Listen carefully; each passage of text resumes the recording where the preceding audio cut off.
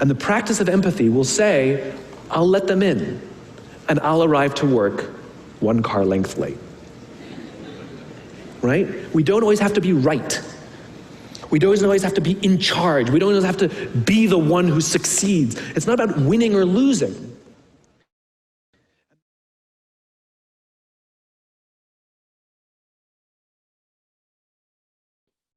Alrighty. Hello and welcome everyone to our monthly community conversations with Hive. We've got, looks like 5 people on Zoom. We got Brian out there in Colorado. Rachel's in Florida right now. I think that Amanda is Martin, but I'm not sure. Feel free to unmute yourself and say hey, y'all. And then Carissa. So thank you for everyone for tuning in. We just did a quick overview. Oh, it's Jeremy. Nice. Hey, Jeremy. Everyone's muted. Hey. What up? I just finished watching the video. I got a late start on it. Yeah, now that this. What's that?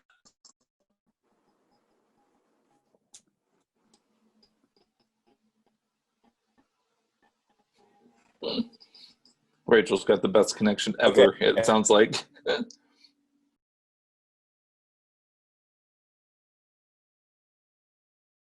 We've made Carissa a co.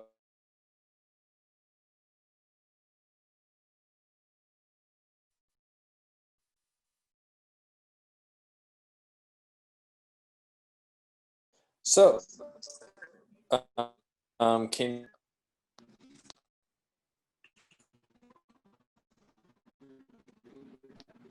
Did he just disconnect?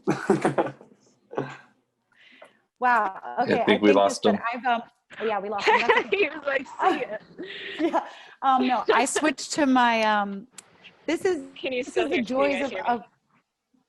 Yeah. Can you hear me? Yep, can hear you now. You were like a robot a minute ago. Yeah. Okay, so this is why we made Carissa a co-host, and this is the joys of online events. Yep. Anthony and I are both in a location with rough Wi-Fi, and last week, because of the hurricane, we couldn't host it at all. So I have switched to my hotspot, and I'm going to stay muted in the hopes that that allows Anthony's Wi-Fi to stay strong. Yeah, Anthony, I've switched to hotspot, so he is muted. Thanks for your patience, y'all. But this is a really great topic, and I really love Simon's application of it to specifically leadership, especially with the current climate. So, Anthony, I think your connection might be better now that I'm off of the Wi-Fi. Hey. Hey. Right. I can actually hear full sentences now. This is great. Nice job, Rach. Good play call there. Okay, so thank you again for everyone for tuning in. So this topic of empathy is something that we feel is really important, and also something that is not very well either it's not well defined, or it's not well taught, or it's not well practiced. So I'd like to go ahead and start this conversation just by kind of defining empathy between us, you know, kind of. So what I'll do is I'll read the textbook definition of empathy. Is the ability to understand and share feelings of another. So if you guys have together, if we could just second here, feel into the word empathy, and what does that mean as far as, you know, our reactions with other humans.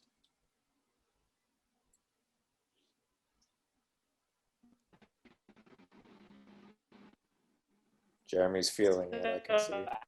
I will say,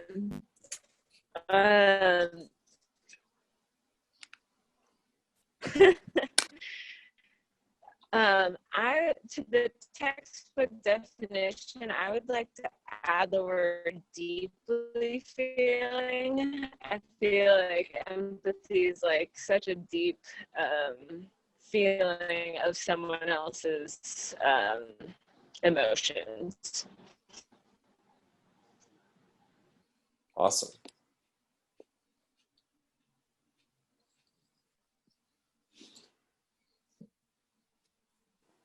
I'm joining Yeah. from my phone.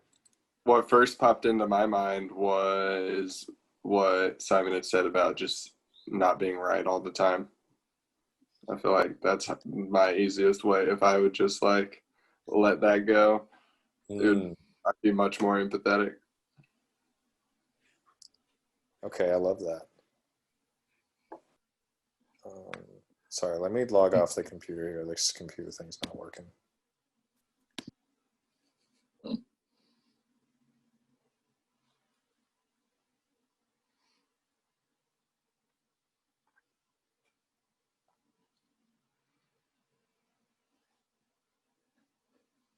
Unmute.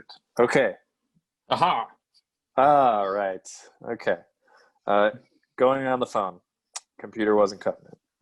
I love that, Jeremy. That's a great. I really think that perspective, of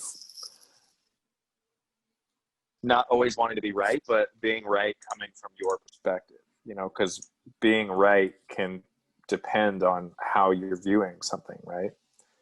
Whether it's an experience or.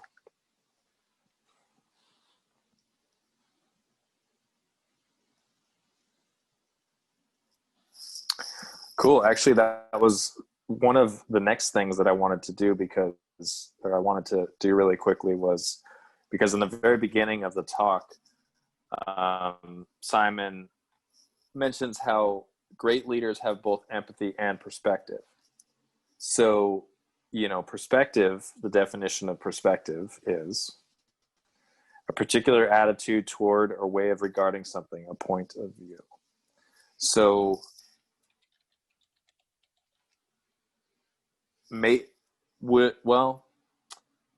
how do we relate these two aspects for more people to help understand empathy? Excuse me. The best, just kind of, I was putting that together as you were saying it.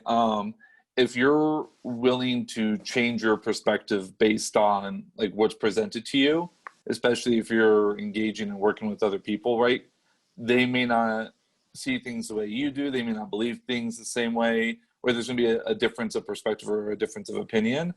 And if you're just willing to be open to that, and if need be, without the need to always be right, like Jeremy had said, that just opens the doors to being able to have that connection and being able to better work together. And then that way you're more open and sensitive to what's going on with them. And I think being open with your perspective leads into empathy more easily because you're already more open to what they're bringing in. Does that make sense? That makes sense to me. Yes. And, Go ahead, Rach. well, I wanted to piggyback too, kind of off of both of those questions of what does the word empathy bring to mind, and then the whole conversation of being right.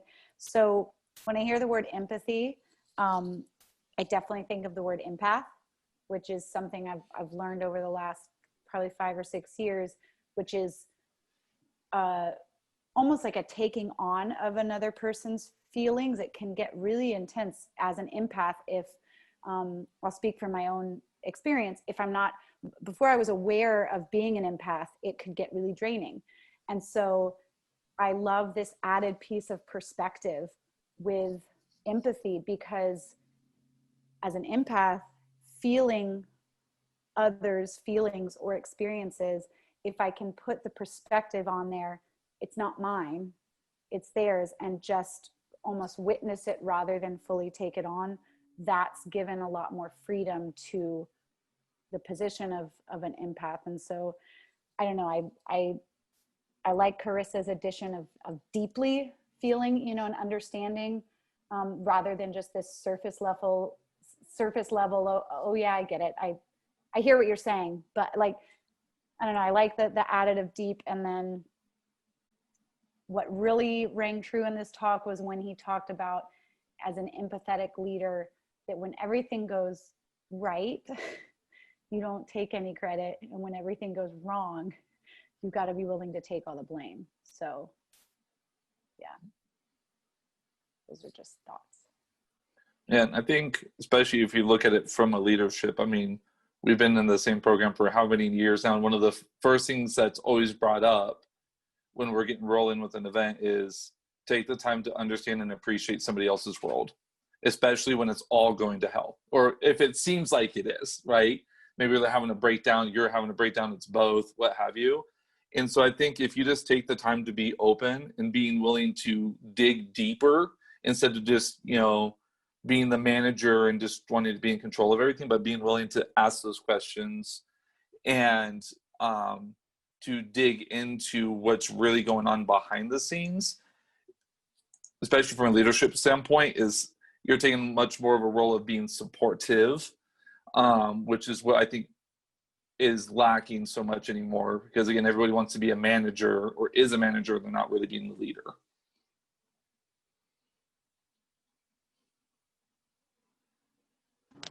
Yeah, I think that's so good.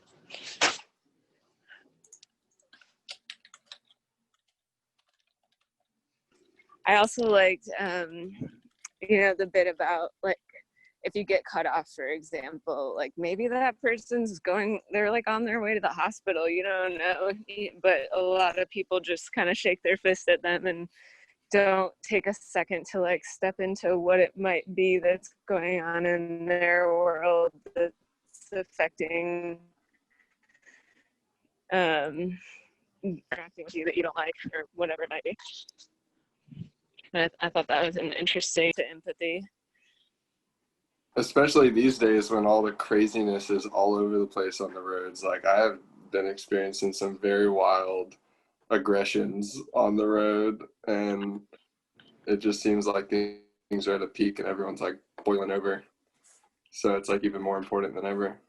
Exactly. Yeah, that's so true. I've been noticing that too. I feel like people are just so tired of all this right now, and a lot of people are just triggered. And having that empathy and that understanding so that you can pause and not react or not be so reactionary.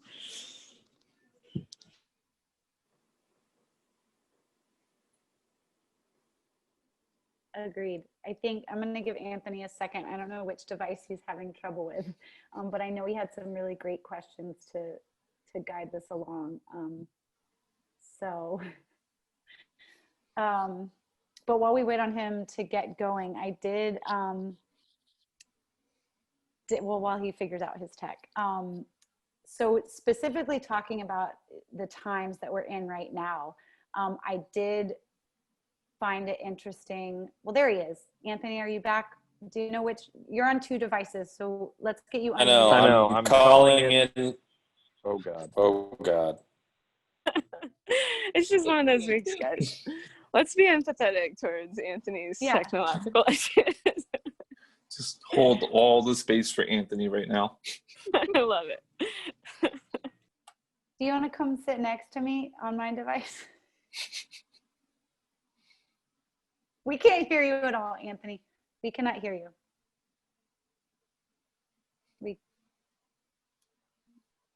No. We're being, I love that. We'll practice empathy right now. Okay, so now I'm on audio through the computer. I would prefer to mute the audio from the computer and have it from my phone dialed in.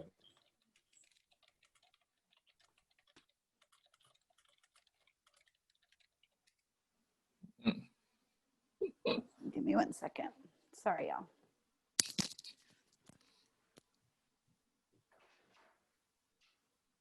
Random side note, I heard the other day that instead of apologizing, we should always thank people for the opposite of whatever it is. So, thank you for your patience instead of sorry for doing something wrong. I thought that was a good little nugget.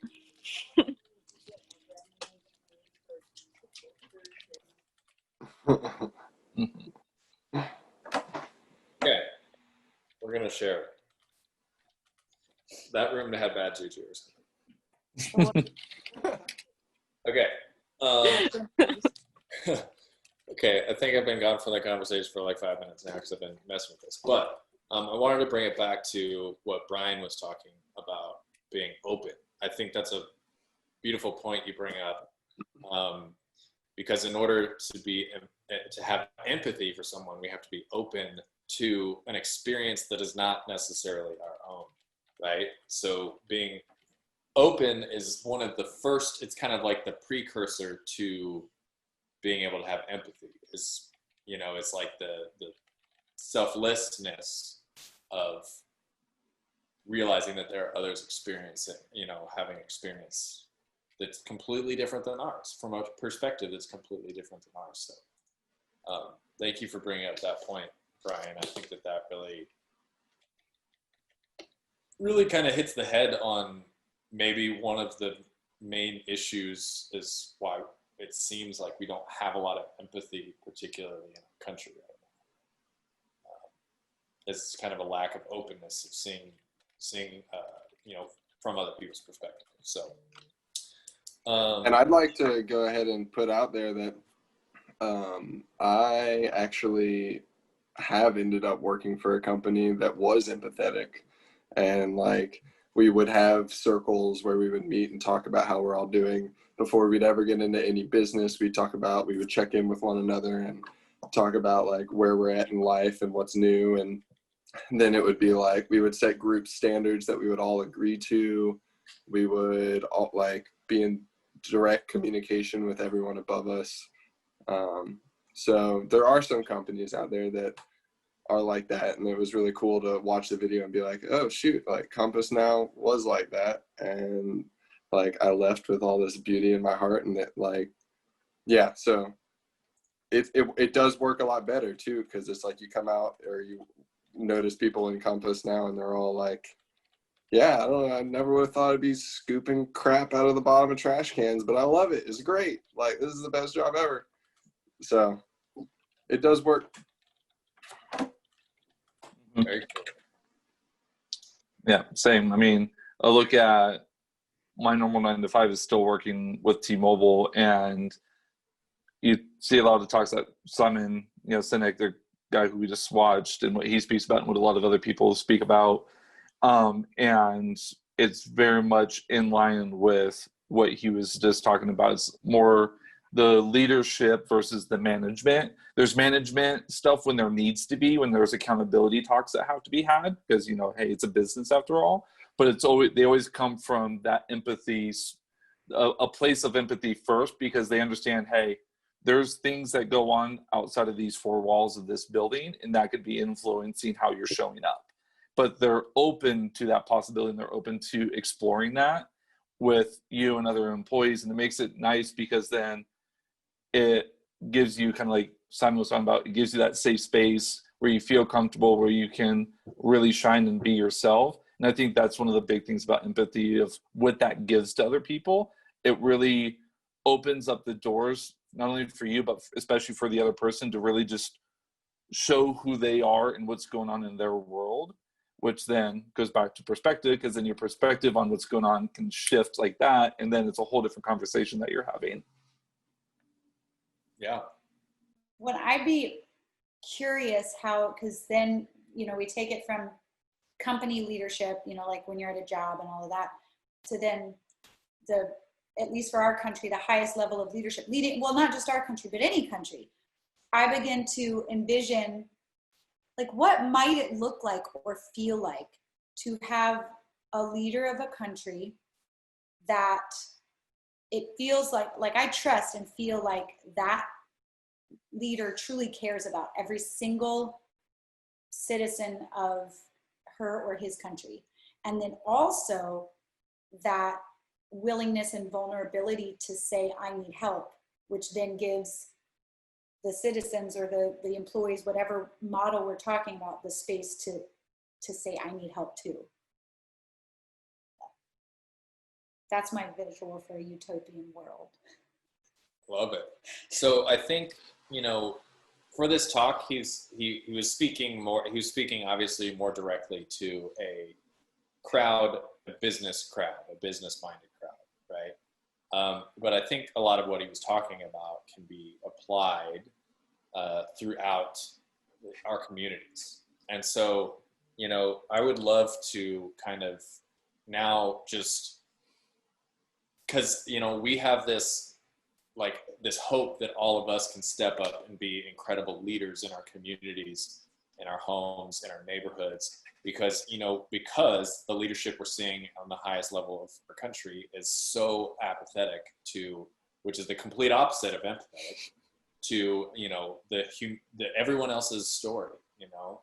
So what does being a leader mean to you? And like, can we, I mean, not just, I don't want to read the definition of it because it's just real vague, but like, what does it mean to be a leader, and how can we connect? Like, how can we be leaders for the empathy movement?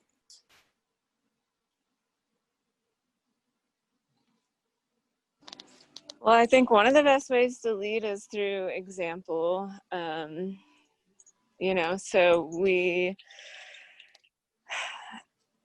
prove it out and we show people what empathy looks like and we talk about it, just kind of like we're doing now is a good first step, you know? But I think just not shying away from it, especially, you know, with men, like I feel like there's a stigma that being empathetic or is weaker or something. But I think it's so valuable and it's such a strength actually. So just being brave enough to talk about it and to be that way and to be vocal about why you're being the way you're being. Love it.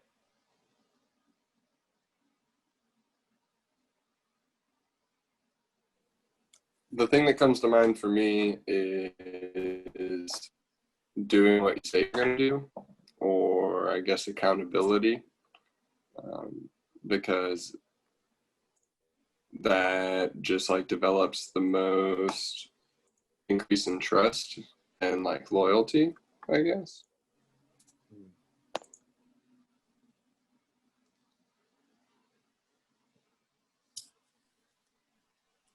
I think Carissa had as far as a good place to start from, it really is, you know, eating your own cooking, right? You're preaching what you practice, you're leading by example, you're showing up in the leadership role and you're paving the way, you're creating a way for other people. And along that way, you're giving them the support and the guidance that they need.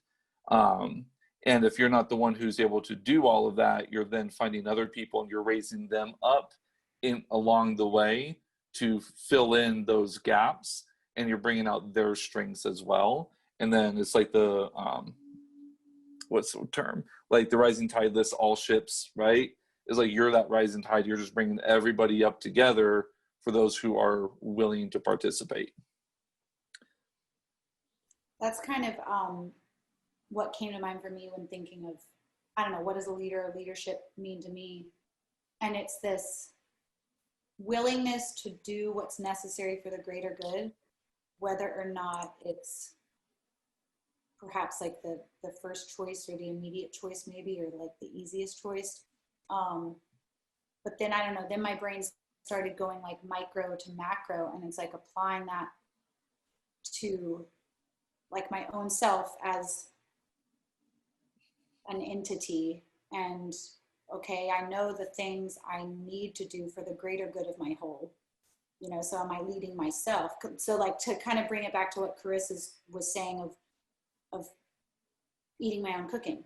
So like, am I even leading myself in the way to make the community of just myself, my cells, am I doing what I need to do to lead my own body, and then take it bigger, like am I doing what's good for in my smaller community, and then we go into the global. That's great. I mean, I think, yeah, definitely bringing it into ourselves first. Thanks for bringing that up, Rachel. I think that's, because alchemy, states as above, so below, as within, so without. So if we're able to have the empathy for the different parts of ourselves internally, whether it's like your doubter self, like you're working on some project or something, like you're doing a painting for the first time. Like your doubter self's like, well, I'm not sure you can paint, and you've never painted before, and who are you? Like, that's a really complicated thing. I don't know if you can paint that. So then your confident self, being the flip side of the spectrum, having empathy for your doubter self, saying like, hey, I understand how you feel and why you may be saying this. Like, it's a protection mechanism. It's a, it's a confidence thing. It's okay. I can understand. But then, like, that's really juicy. I was just gonna say that. Oh, that's good. Mhm. Hey, y'all's shares inspired it. This is why I love conversation. Yeah. So does anyone else want to kind of add to this internal empathy? Well, I mean, it's said in just about every which way you can imagine. Your inner world reflects your outer world, right? So if you're not being empathetic for yourself and you're not taking care of yourself, leading yourself first, then your ability to do so externally with other people, there's going to be a huge disconnect because you're not aligned, right? You're not in alignment with that, perhaps all the way or where you need to be. And so, yeah, I think start with you, take care of you first, and then as you naturally do that, you're going to just pull people in, and it's just going to be more of a natural progression from there. And like Simon says, not everybody's going to be a great leader at everything, and that's perfectly okay because it's a learned skill set. So if you don't know, that doesn't mean you can't start. Right. So like having the internal empathy, like practicing empathy internally, gives us the opportunity. I like how he said it's like a muscle, empathy is like a muscle. The more you flex it, so it's like if we're able to flex it more consistently, we give ourselves that opportunity all the time. Whereas we may not have that opportunity to be outwardly, empathetic. So I think that's, yeah. And also, yeah, it's like practice, it's practicing on yourself before you get out there working with the people. I was also going to say, I feel like part of this self work is being empathetic towards your past too. Ooh. Mm-hmm. That's a good one. That's a really good one. So we just had a couple more people join. Welcome, Martin. Welcome, Sir Gandhi. We're diving into this empathy topic beyond just the leadership and business applications. So yeah, welcome. Yeah. So, I think something that definitely kind of came up for me during this talk that I wanted to, because he was talking specifically from a business perspective in this conversation, was, relating. He was drawing this relation between checking in with people, like how are their productivity is low. It's been low for 3 quarters, and I'm gonna have to fire you. Or their productivity's been low for 3 quarters, and what's going on? So for me, that kind of brought it back to the human being aspect versus like the human doing. So much of today's society is built around, well, what do you do? What are you doing for society? What are you doing for your family? What are you doing for work? Instead of just that being aspect. So I'm definitely curious how, because empathy is being able to feel what others feel, right? And feeling is very much, it's not so much a doing thing as it is a being thing, right? Do you agree with that? So I'm wondering, we know it's a shift of perspective of valuing people more than just their productivity, but like, how can we as community, as leaders, for forward thinking, how can we change that, doing versus being relationship? Yeah. I think it all boils down to the intention of the person. What intention are you even bringing into a conversation like that? Because, you take it, whereas if we're coming from like the managerial, like the controlling, the numbers, the productivity side of it, we don't care about anything else. We're there to take care of the business, versus the leadership is there to take care of the person. Because you take care of the person and the rest takes care of itself. Typically. Most of the time, for most people, disclaimer there. And so for me, like, I find myself, anytime I have conversations, whether it's with coworkers, it's friends, it's family, it's with people that I do coaching with, it all boils down to the intention behind the being, right? If you're open to what's going on in their world, because you really want to dig into that, and then that way you can, with that new perspective, you can better support them in their journey and whatever's going on with them. That's like, for me, that's how I see it and how I approach it. Cool. Yeah, part of me was listening to that, and like, not you, Brian, but the part in the talk. And I was thinking, with my job, mistakes could be really, really costly. And so I do have to be really vigilant and make sure that projects are done, correctly. And I sometimes don't have the luxury of being able to be as patient as I would like to be. But it's something that I think is so necessary, and it's what we all need, and it is what produces the product that is desired. And I think, instead of, it's a lot about word choice too. So instead of like, why wasn't that done on time?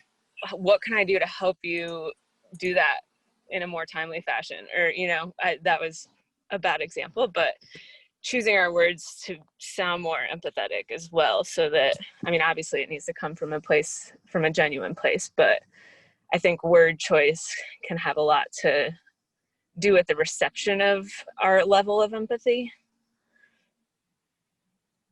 So yeah. True story with that. Well, and I think like the being versus the doing too, it comes back, at least for me, to that trust that my employer, or myself, when talking to myself, actually cares about. It's like, do they really care about my well-being, or do they just care about the result? Because that's, I feel like, the human doer versus being. And I actually really liked your example, Carissa, of like, why isn't this done versus how can I help you get this done? And it's, I don't necessarily have like the employer-employee experience with that, but I definitely have the self-talk experience with that, because I have to personally, I walk a fine line with, am I giving myself forgiveness, like to a healthy degree, or am I just making excuses and like making it worse? And so then I need to talk to myself, like, not, Rachel, why the heck did you not finish that? You're letting people down, versus, okay, like, what the heck do we need to like get in control so that you are in alignment, like an aligned being? Because when in alignment, kind of what you said, Brian, you take care of the person and the rest takes care of itself when aligned, I think, maybe. And I think that's where depending on how you come into that conversation, like Carissa said, like the language, the energy, the everything that you bring into that is ultimately going to determine the outcome of it, right? So if you're open to being like, hey, you know, we have it right here, right? X, Y, and Z is what we've agreed to on both ends. This isn't being done for whatever reason. We have the conversation, what have you, and it's like, okay, what do you need from me so you can get this done in the agreed upon manner, right? Versus you're not getting this done, you're a failure, you're fired. There's a lot of totally different conversations, right? But both of those happen in, you know, in companies and in different industries in the world. But the way Carissa mentioned it, it really reminded me of an awesome book called Extreme Ownership. And it's all about how you own your piece of the pie or your piece of the puzzle or your whatever, because that ultimately, how you own that and then how you engage, you know, again, how you use that to work with other people is going to determine what happens. Yeah. So I think That was so funny. Mhm. Wait, I was just gonna ask you, Brian, to chat the name of that book in there, and Anthony typed it out. Or whoever it was typed that out. Thank you. Read my mind. Yeah, I've read it front to back probably like 3 or 4 times. It's a solid read. But go ahead. Yeah, sorry, right.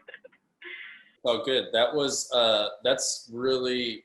Thank you, Carissa, for pointing us in this direction. I feel like this is going to be an excellent direction to kind of take the conversation for the remainder, because I feel like this is where we can hopefully create the most value for each other and for the people watching that are on Facebook, and then, you know, for our communities going forward.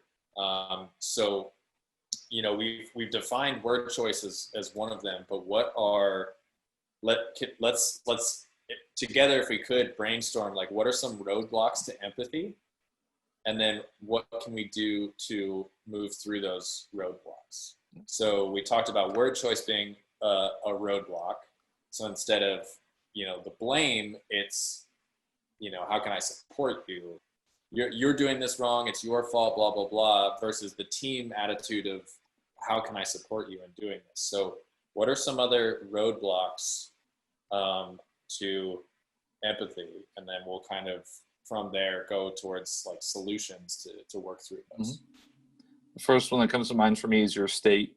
Just what state are you in when you're engaging with yourself and or anybody else? Because if you're not in the right state, you're not going to get the right results, right? You're not going to get the desired outcome.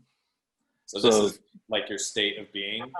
Yeah, your state of being. So like we talked about within the program, physiology, your focus, your language, the triad, right? Tony Robbins teaches it. You find like 100 million videos on it.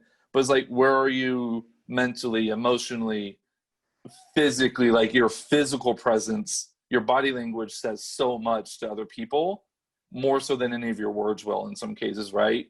So like, what state are you in? And does the state support, does it serve the conversation being had or the leadership, what have you? So that's the first thing for me. That's a good one. Awesome.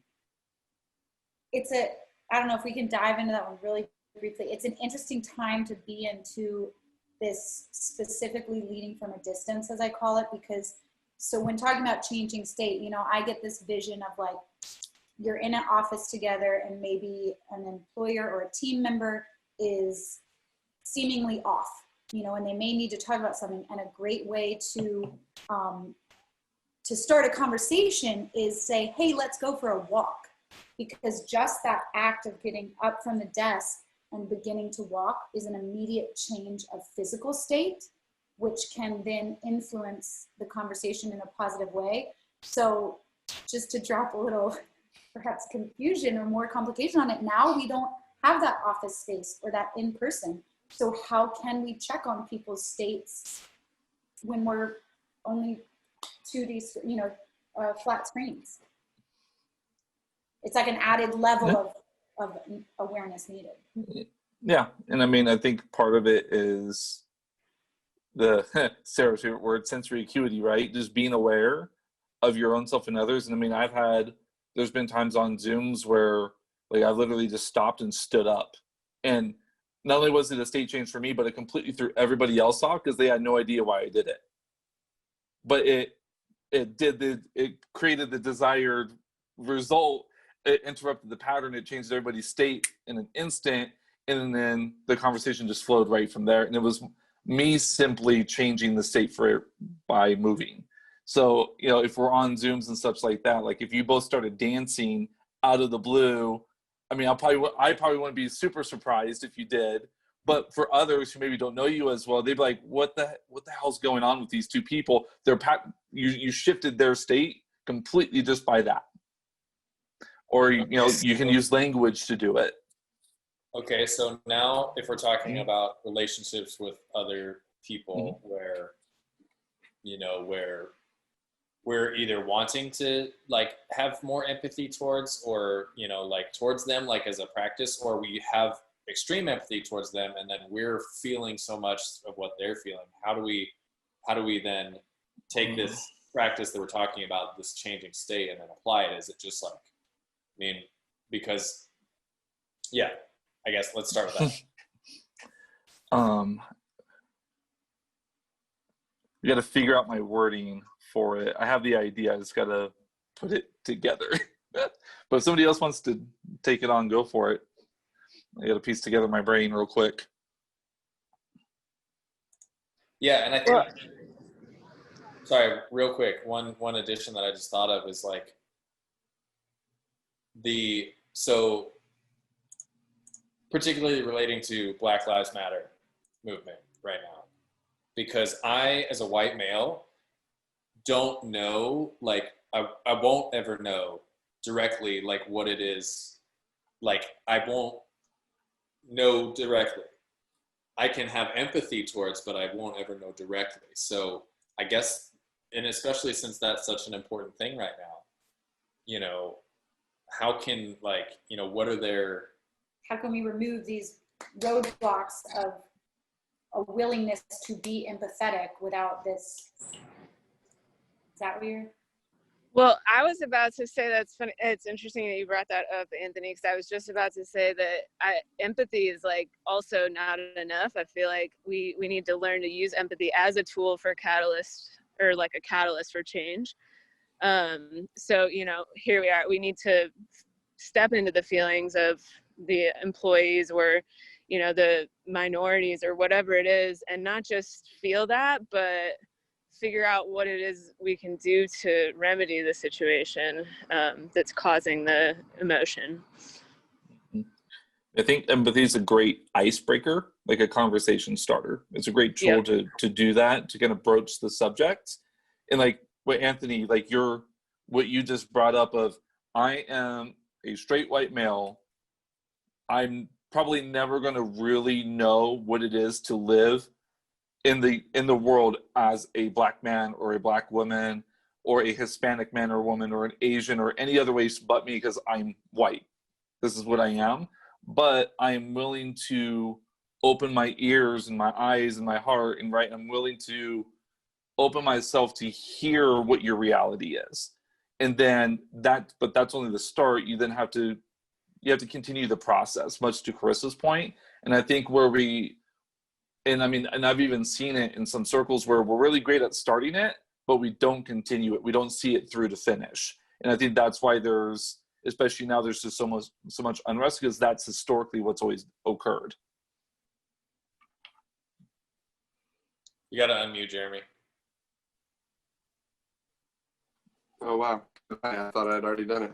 I was going to say that something that's popped into my head is like empathy beyond humanity, like being empathetic for the world and being empathetic towards plants or a space that's been desecrated, or a space that needs to be protected, or whatever it is, like deep listening to everything that's around us beyond our human systems that we have in place, and just one another's, and taking the animals and the fungi and the plants and everything into account. Oh, thanks for bringing that I up. love that addition. Yeah. We've got Jobias and Martin that have joined. Would either of you guys like to to throw some words in for us? Working through roadblocks to empathy or any other topic.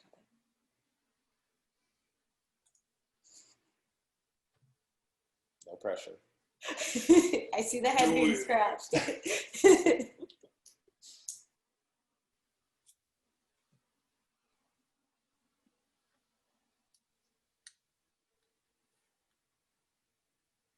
Okay, I see it's coming. Well, while you think, I do want to add on to what Jeremy said. I love the addition of like the plant bit, and that's what I was kind of wanting. I think what I was seeing that wasn't coming to words was that micro to macro vision of like applying, and when I see these images, like when I did a Google image search for empathy and like a visual representation of empathy, and it showed, you know, like our neural pathways almost being like connected energetically to other people's neural pathways, and it's this interweaving web. And you look at mycelium, which are what Jeremy, you'll be able to clarify on what mycelium is, but it's underground, it's under the roots, and that's how mushrooms communicate, and they're all over the globe. And so this mirror of how similar our own systems look to these plant systems, there's no denying that there's a communication happening and that there's an empathy and a feeling. And thank you, Brian, for joining. I see you've got to go. Okay, bye, Brian. But I don't know, and I know, Martin, you work a lot with plants too, so yeah, I just wanted to add that.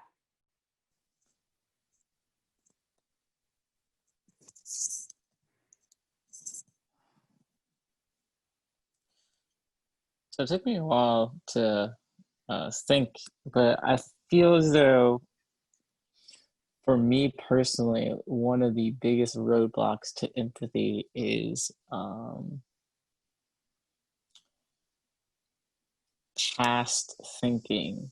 So I do judge by patterns, and sometimes even with proper coaching and facilitation of like a good space, people can still consistently not perform to certain aspects that you want them to, whether that be on a business level, personal level, communal level.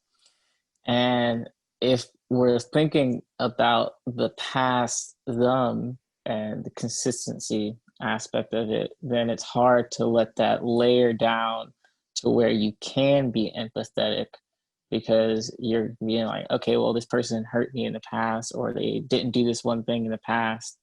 And there are some good situations where that's necessary to have that apprehension. But in terms of like being empathetic with someone you're wanting to be empathetic with, that can be a barrier. But if we, you know, are present and being, then it's a little bit easier. And that is easier said than done when you're having a difficult conversation sometimes. But yeah, that's a big roadblock for me. And I would say definitely being and present would be a solution for that, because I'm judging them on the past and not even considering the future yet. Or if I am considering the future, I'm already hypothesizing the consistency based off of the pattern, and I'm not giving the individual, like the energetic space to change, to live up to expectations, or to live up to like themselves by already having that in the ethers, you know, just like, oh, they're likely going to fail, or they're likely not going to show up, or, you know, so that's something that I definitely want to work on, being present thinking. Love it. Thank you. Welcome. That's fantastic. So far for roadblocks, we have word choice, our state of being, or the person that you're wanting to be empathetic with or for, their state of being, past thinking, Also, Tobias, not being fully present. I loved that addition to as a roadblock, just not being present. Well, because if we're constantly thinking about what we used to do or how we used to be, or worrying about what might happen based on that, that was such a great ad. Yes, Martin, thank you. I love that. very cool. Tobias, you have any thoughts for us? I know you're driving. Yeah, sorry, hang on, I'm plugging in. Yeah, I'm sorry about that. I got a whole lot going on, but I've been listening though, and I love what I've been what everyone's been talking about. I feel like one of the major things that's also missing is vulnerability. I think just that whole aspect of being vulnerable, completely vulnerable to really dive into the ugly truths. You know what I mean? And some of the things that has happened through past patterns. You know what I mean? And I feel like if we can, truly sit down and have that conversation from a vulnerable standpoint, you know what I'm saying, to really put yourself in that position. I was thinking one of the guys who was just talking before me, he was talking about thoughts, and I think thoughts is very key to it, when you talk about perspective in that mix of vulnerability, because then I feel like perspective, you know what I'm saying, it actually puts us front row in that seat of what it is that we're trying to communicate through these emotional barriers when it comes to, you know what I'm saying, some of the things we're dealing with, we're trying to be empathetic to others and to be of help to others. You know what I mean? So I figure like if we could just understand what it means to just dive into that vulnerability aspect and to switch the perspective when we come into it, to be open, you know what I mean, to be able to let go, to be able to, be fluid with each other in what we're expressing. I think that'd be a great step and really getting everybody on the same page, because truthfully, that's what that humility and that humanity aspect. I heard one of the guys say about humanity. That's where that comes together like full circle. You know what I mean? For us to be able to be in that type of arena together, because I feel like what it does then it changes the perspective of the way we look at each other, from being like complete strangers to more of like, you know what I mean, we occupy this earth together as individuals, as human beings who all have a special purpose and calling and cause, on this earth to fulfill. So I figure like, when we change that perspective and how we look at each other from a vulnerable standpoint and state of mind, it creates that family dynamic and we treat each other different, and I feel like it makes that whole communication process that much more easy. Because now, rather looking at someone as if they're a complete stranger or they don't understand, although we have our differences, we look at each other from a more family standpoint. You know what I mean? So that's my 2 cents while I'm trying to really lock in on what everybody's saying, and digest it in while I'm doing what I got to do. But that's how I feel, though. Awesome. I love that. Very good. The vulnerability. And the family tie-in is so cool because, you almost always treat your family with, well, I mean, I guess it obviously depends, but it's an unconditional love. I mean, if your that's family it, get yeah. mad, y'all might fight, y'all might do this, but we can agree to disagree. To better days lie ahead. That we can get it together. That is some change need to be made, but it's not insurmountable to where we can't conquer it. You know what I mean? Like we actually put in that work to really dive in and understand that we our family occupying this earth together. You know what I mean? Yeah, definitely. I love that too.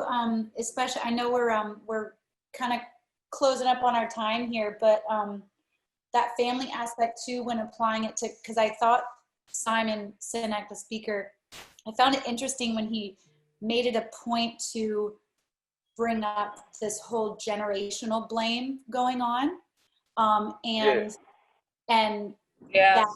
that this maybe young it's you. what. He was like, maybe it's you. Right, I know. So what good does it do us as a family to just keep saying, well, it's your fault, well, it's your fault, well, it's your, versus, okay, well, we're in this together, we're occupying this home, this earth, this country, or this, house, and then back to the super micro of myself, this home that is my body. So what good is the blame going to do, and where is that going to get us, versus what if they had empathy for the multiple recessions our generation has already seen. Exactly. And instead of saying it's our fault, you know, saying, okay, well, how, like Carissa, you said, how can I help you? How can we find better solutions? How can we get to the root of the problems? You know, Yes. you know, family. We gonna have our moments. We gonna fight here and there every now and then, like you say. But how can we at the end of the day find a solution? You know, and there is a solution, because where there's a will, there's a way. You know. There's always, always. So I just thought of another roadblock. Like I said, I know we're close on time, but I don't want to cut us off just yet. But I think, you know, another big roadblock would be connection to others, whether it's to the planet and the plants, and our food, or whether it's towards, you know, our neighbor or our friends or our family or our community or our city or our country. You know, connection really being like, if you don't have a connection, if you're disconnected, Exactly. how can you be empathetic, right? Yeah, you almost use that connection for the pathway for the empathy, you know. It's, if it were like a visual, like you can't transfer those feelings without some sort of wire attaching the two of you, you know. Yeah, exactly. So connection being the wire. So for people who are disconnected, you know, some things that I can think are, you know, spending time in nature, or Definitely. or meditation, or, you know, love for the people that you do have in your life. I mean, those are some big, you know, some Eye contact. eye contacts. Yeah.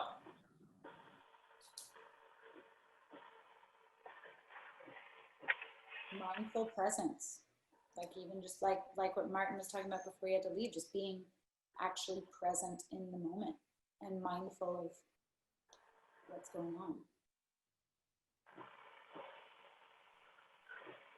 Cool. So before we close out, I mean, I think we've got a really good list.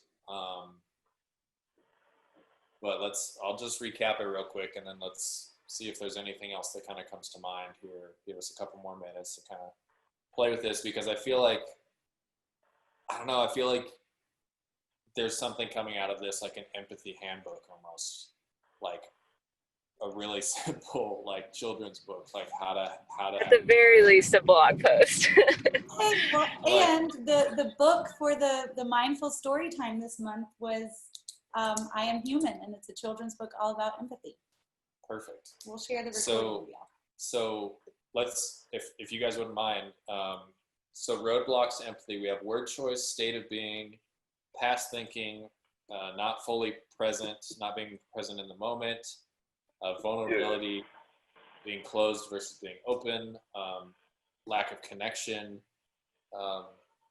Any others that pop to mind for you guys? The roadblock to empathy.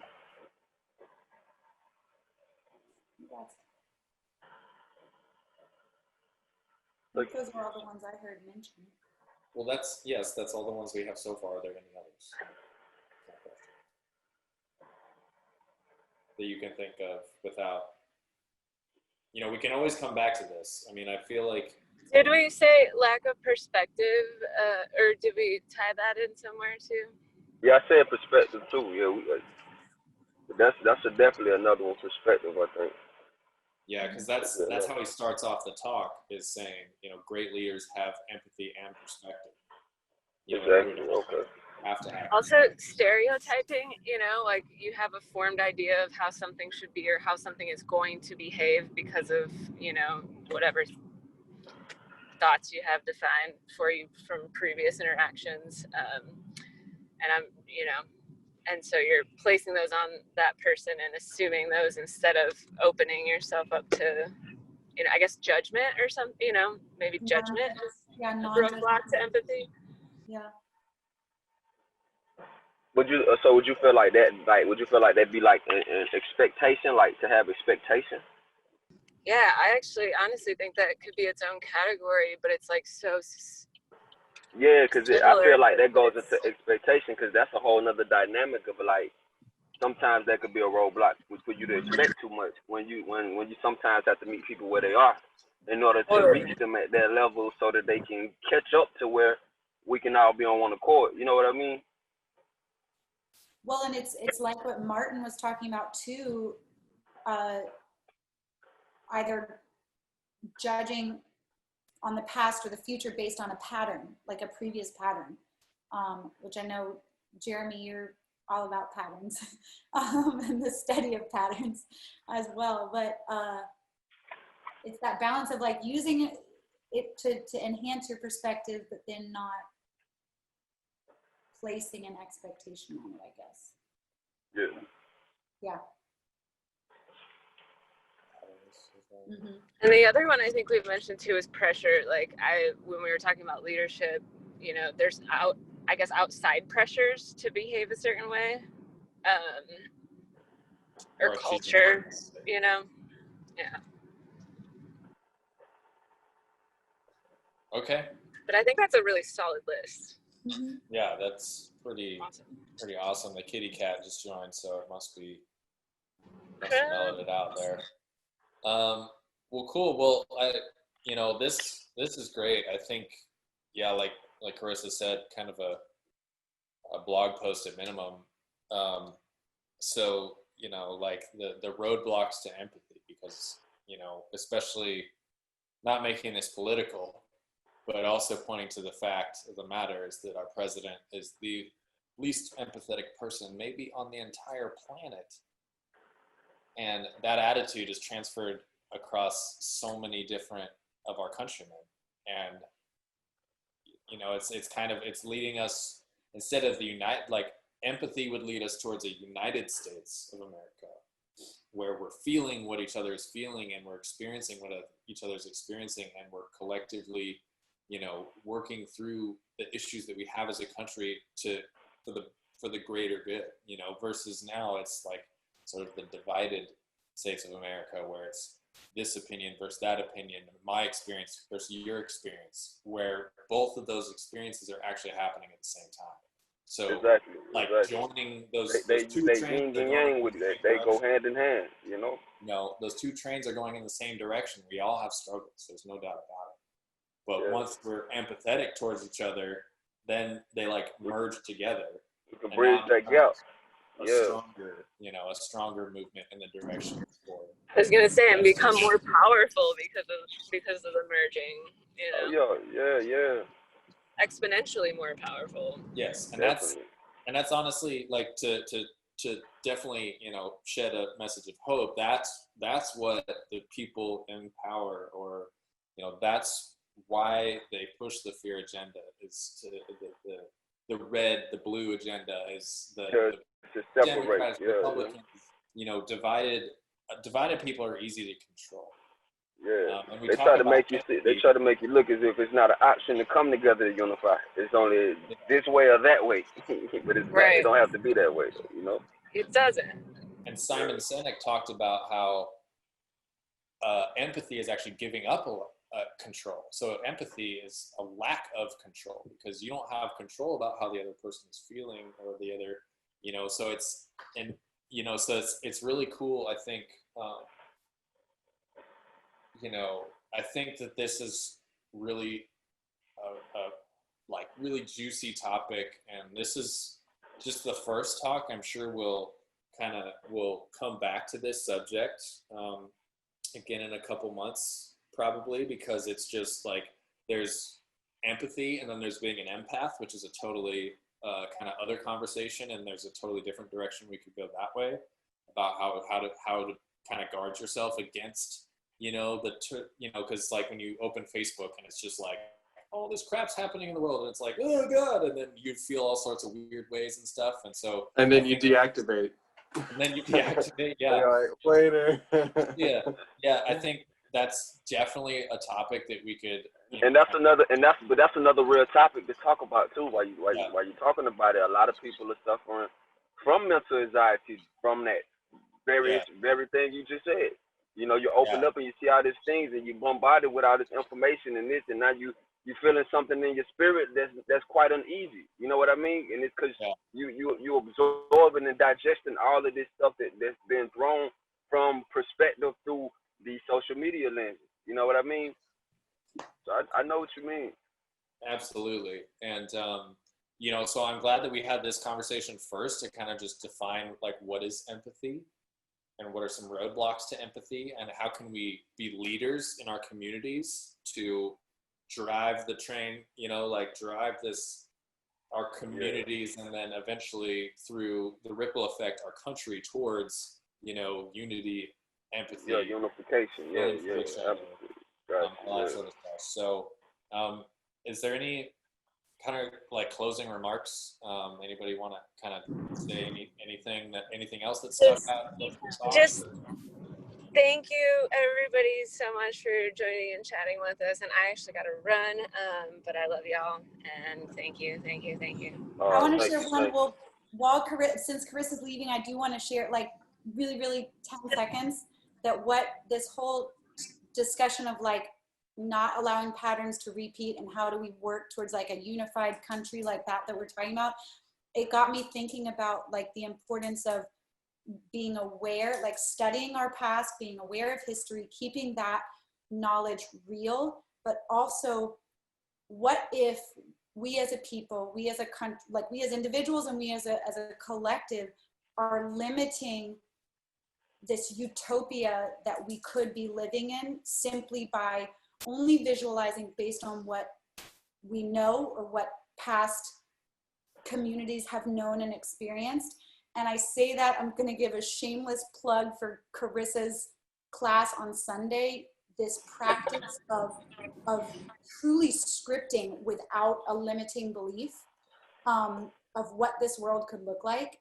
I'm getting goosebumps just talking about this ability to be empathetic to our past and also release attachment to that past to visualize something like maybe we can't even fathom right now. Yeah, to evolve into something even greater than what we even imagining.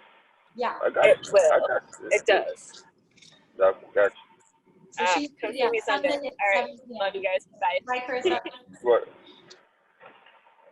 Okay. And I guess I'll speak out too because I'm at work still and I need to get back because I got another pickup. I got to switch vehicles, but I just want to say I enjoyed everybody's feedback.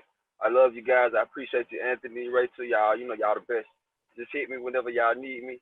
Let me know when the next meeting is. I'm gonna definitely do what I can to get in. And let's keep it going. I appreciate you guys. I love y'all. All right, man. Sounds good. All right, no. Jeremy, keep sharing the plant love. I loved that. Oh yeah, always. Any closing remarks? Any closing comments?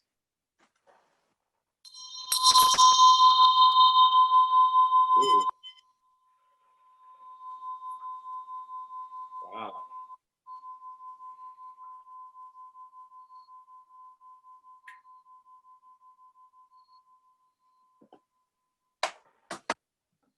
That was perfect. I love y'all. Love you all. Yeah, Thank you for peace, tuning y'all. in for the fourth version of the Community Conversation. Stay tuned.